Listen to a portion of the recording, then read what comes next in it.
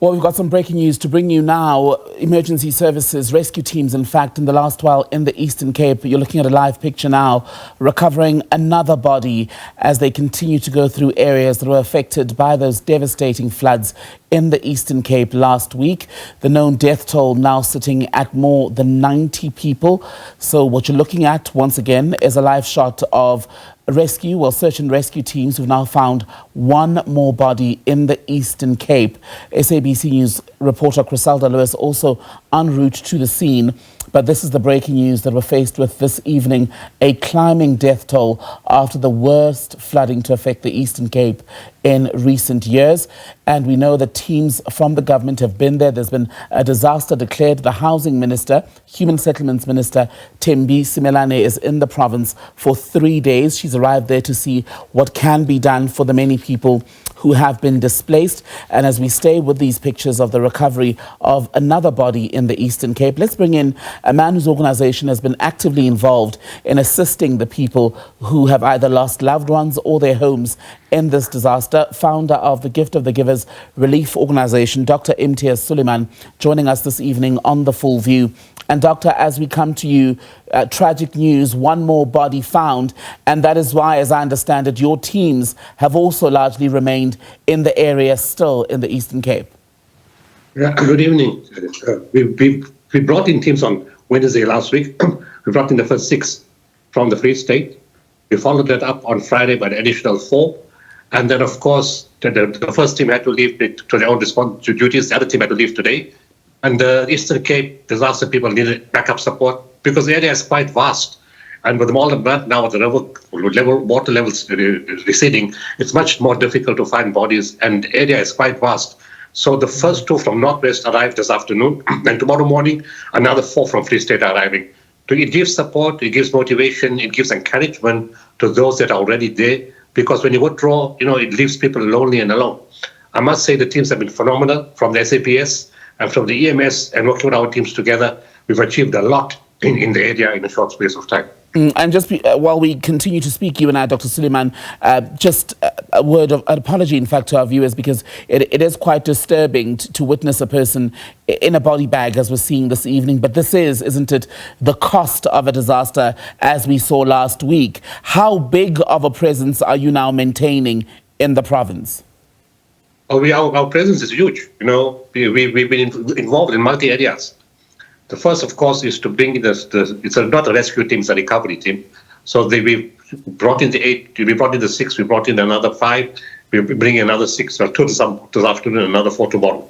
They've been stably supporting the SAPS and everybody else.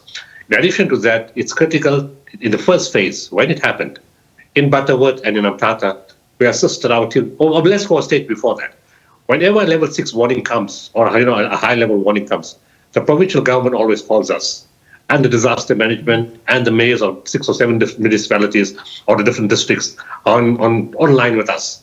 We then steady our teams and get them ready to intervene the moment it happens. Now, of course, in Butterworth and Mthatha, it was big. We were there within hours. Teams on the ground helping move people into the different halls. So right now, we are looking after 2,500 people in Butterworth and another 2,500 in Mthatha. We provide hot meals daily. Mm. We provided blankets, mattresses, hygiene packs, personal hygiene kits, sanitary pads, diapers, and water. So that's 5,000. Yes, pardon me, Doctor, that's 5,000 people between Butterworth and Mthatha alone. Would I be right in saying there are likely many more in need of that sort of help? And do you have enough to be able to cater to their needs, the needs of this 5,000 that you have been caring for? We don't wait for money. It comes on its own, or we take it out from our reserves. So we've never run short in any disaster, because we can't just walk away and leave people hungry. In fact, SASA called us today and asked, can we continue the feeding? So we are continuing the feeding of several more days. But to answer your question, yes, when the skies were clear and our teams got into helicopters, we realized the area of destruction was far bigger than we envisaged initially. Now 1,000 houses have been condemned. People can't stay in there anymore. A lot of those people require food assistance. In addition to the hot meals that we were providing, in Butterworth, we had to get to an area where people couldn't come down to us. And also because there was no electricity, we didn't know where the people were because there was no communication. And eventually we found 103 families to which we delivered food parcels, and they're in the area, they're staying there. In addition to those that are in the hall, there's also people who are not in the hall, but they can't cook and there's no water in their homes. So they also come daily to the hall for meals, and we're not turning anybody away. 3 days ago, again, we found other families. We delivered 500 food parcels to 500 families. We need to expand the food parcel delivery as more and more people start going away from the halls. And, they go back to the homes which ones they can stay in. But, of course, a lot of those homes have been condemned because the walls are not safe and the roof is not safe. So many people may have to stay in shelter for some time. We'll provide hot meals as long as we can, and thereafter we'll provide the food parcels for them to cook for themselves.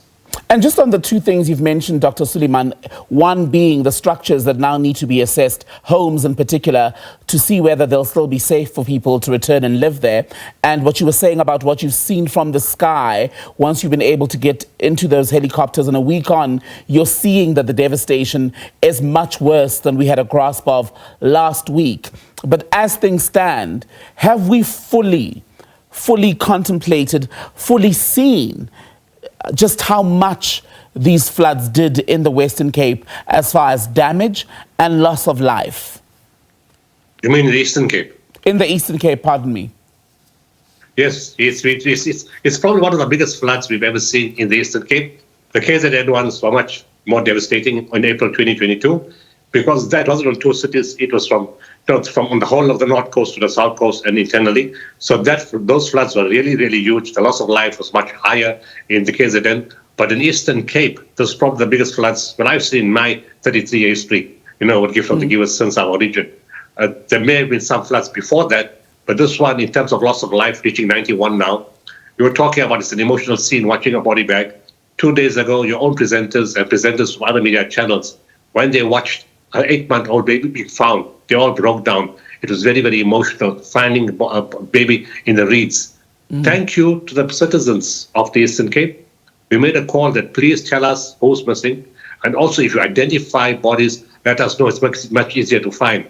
And there was a man who stood and watched this baby floating. So he could follow it till the rescue or recovery teams came.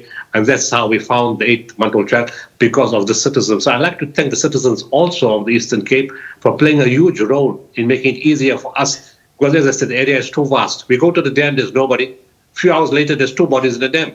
And it's reported to us. You can't be everywhere all the time. But answering your question, yes, the devastation is huge and from the sky. And then, of course, you see the broken fridges, the mattresses, the clothes, all the linen, the groceries, all clamped up, or dumped up in different parts or along the river. People's lives are gone, totally damaged, finished. They've lost waiting. And the other thing is they're waiting for family members to be found because they want closure. Yeah. And also at some point, the forensic lab ran out of water. And to have a dignified autopsy, they needed water. And one thing I must say, the government official has been absolutely humble. There's no ego, great cooperation, wanting to work together, willing to assist. We took the water in. They were very grateful. They gave us police vans for us to drive. They brought the helicopter at our disposal. Right. They offered us other buckets that we did. There was total cooperation every way, which made this big crisis easier to work with because of the total cooperation of government. And it's good to hear, it's heartening to hear that there has been that level of cooperation in what is a very harrowing set of circumstances. Dr. Sooliman, I am being told to wrap, but I have to ask you this, because we're now hearing that police have also been roped in to escort some of your volunteers to go into areas where apparently you'd had bad experiences with what's been termed the water mafia. What exactly happened there? And then lastly, on the missing, are we even clear on how many people remain unaccounted for in the Eastern Cape? In Mthatha, when our water tanks were going delivering water, a black Fortuner passed my teams and somebody got out and told them to, using swear words, to get out of the area and not to provide water to the people. So the drivers got a bit afraid. This is not something that we're not used to. We've been challenged by this kind of issue before. We've seen in other places. And we said, no way is this going to happen. Nobody stops gift of the givers. When we come to deliver to people, nobody stands in our way. Because those people, first of all, they've lost their homes. They're traumatized. They watched as the flood waters rose and, gave them anxiety. Kids were threatened. And now you want to cut them off from water? That's never going to happen with us. Of course, the SABC acted instantly. The minister made a statement. The generals all got behind our teams. One of the police persons sits in the truck and a van follows us. Although, of course, I'm not expecting anything to happen. Right. The community itself, will stand by you because, they know what you do for them. They were horrified when they heard about the story. And now people are looking for a black fortuner to report it to the police. But, nobody's going to stop us. Just let me make it very clear. Yeah, or anywhere else. In terms of the other question you asked me is about we don't know all the numbers but we've asked the community members to come forward to tell us who's missing. We found many people days later who said we couldn't call the police services because we had no electricity. And we couldn't come down the roads because the roads were totally damaged. As more people are coming forward, we're getting more names of people missing. 2 days ago, somebody said 5 members of my family are missing. And, our teams have been finding deceased people inside the houses also. Okay. If the whole family is gone, nobody can report they're missing. Tragic, absolutely heartbreaking. The mind can't even wrap itself around what you've witnessed there with your teams. And thank you to all the rescue workers and volunteers such as your teams who've been out on the Eastern Cape or in the Eastern Cape helping the people affected by these floods. More than 90 people, about 90 people known to have died. One more body, by the way. Thank you, Dr. Sooliman. One more body, as we're showing you on the side of the screen, has now been found in the Eastern Cape this evening, which means we can at least say at this point that more than 90 people have died in the Eastern Cape floods.